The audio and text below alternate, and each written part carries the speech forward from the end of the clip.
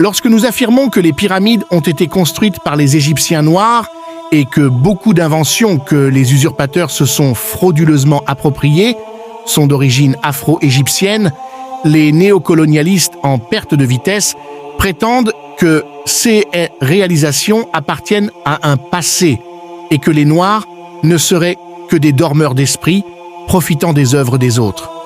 Pourtant, l'homme occidental a volontairement ignoré de mentionner dans ses encyclopédies les réalisations révolutionnaires des Noirs qui ont changé le monde à jamais. Dans cette vidéo, nous nous proposons de faire une liste non exhaustive d'esprits brillants des Noirs qui ont permis au monde de franchir un pas important dont l'école coloniale ne pourra jamais t'enseigner. 1. Lewis Latimer, l'homme qui a permis au monde d'être éclairé en proposant l'usage du filament de carbone dans l'ampoule CE qui a prolongé sa durée de vie, qui était juste de 30 heures. Il a été à la base de l'électrification de Philadelphie et Montréal. 2. Garnet Morgan, un noir qui a inventé le masque à gaz, sans quoi la Seconde Guerre mondiale n'aurait pas abouti au même résultat. Il a aidé à sauver des vies. Il a aussi inventé les feux de signalisation. Cet homme vous a permis de contrôler le trafic routier. 3. Alexander Miles, il a inventé l'ascenseur. Vous insultez les Noirs, mais travaillez au 10e étage en y accédant grâce au génie d'un homme noir. 4. John Stannard, qui a inventé le réfrigérateur. 5. John Smith a inventé les freins de voiture. 6. Lee Burridge et Newman ont créé la machine à écrire. 7. Cheikh Anta Diop a créé le dosage de la mélamine à partir de la peau.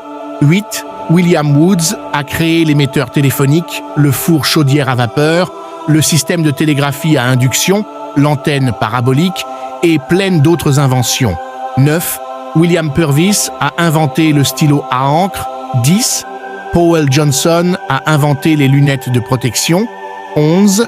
Jane Cook Wright, le premier à faire usage de la chimiothérapie contre le cancer. 12. Daniel Hale Williams, le premier à réussir une opération à cœur ouvert. 13. Philippe Emeagwali, l'homme qui détient le plus grand nombre des brevets en informatique. Il a mis au point plusieurs logiciels et a créé l'ordinateur le plus rapide avec 1,3 milliard de calculs par seconde. 14. James Lewis a créé l'antenne de détection par radar. C'est exactement ce qui arrive lorsque vous laissez le privilège à l'ennemi d'écrire votre propre histoire. Certains autres cerveaux africains se sont vus refuser des brevets juste parce que le néocolonialiste n'a pas digéré que l'homme noir s'adjuge le privilège d'avoir changé le monde.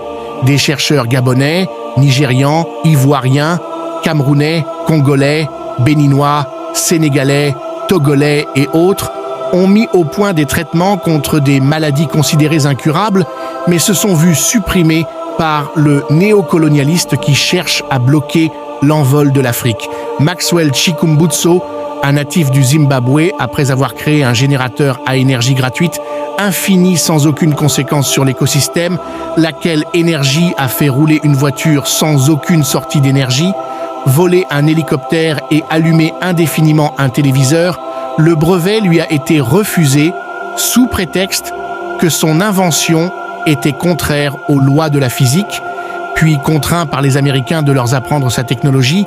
Un jeune étudiant de la RDC, Pierre Sédy, a récemment présenté un prototype d'une machine commandée par la pensée humaine.